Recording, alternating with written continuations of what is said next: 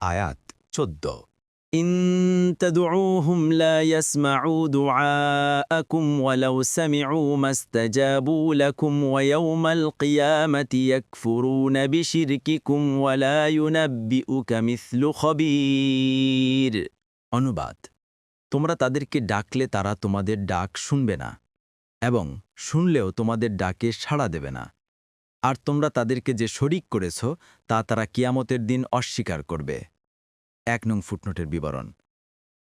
অর্থাৎ তারা পরিষ্কার বলে দেবে, আমরা কখনো তাদেরকে বলিনি আমরা আল্লাহর শরিক এবং তোমরা আমাদের ইবাদত করো, বরং আমরাও এটাও জানতাম না যে এরা আমাদেরকে আল্লাহ রাব্বুল আলামিনের সাথে শরিক করছে এবং আমাদের কাছে প্রার্থনা করছে। এদের কোনো প্রার্থনা আমাদের কাছে আসেনি এবং এদের কোনো নজরানা ও উৎসর্গ আমাদের হস্তগত হয়নি, বরং তারা বলবে আপনিই তো কেবল আমাদের অভিভাবক, তারা নয়। ২ নং ফুটনোটের বিবরণ। সর্বতোভাবে অবহিত বলে আল্লাহকেই বোঝানো হয়েছে। সর্বতোভাবে অবহিত বলতে আল্লাহকে বোঝানো হয়েছে, অর্থাৎ অন্য কোনো ব্যক্তি তো বড়জোর বুদ্ধিবৃত্তিক যুক্তি প্রমাণ পেশ করে শিরক খণ্ডন ও মুশরিকদের মাবুদের শক্তিহীনতা বর্ণনা করবে, কিন্তু আমি সরাসরি প্রকৃত অবস্থা জানি।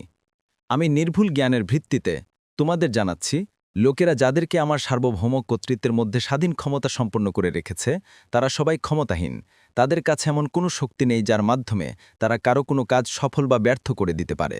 আমি সরাসরি জানি কিয়ামতের দিন মুশরিকদের এসব মাবুদরা নিজেরাই তাদের শিরকের প্রতিবাদ করবে।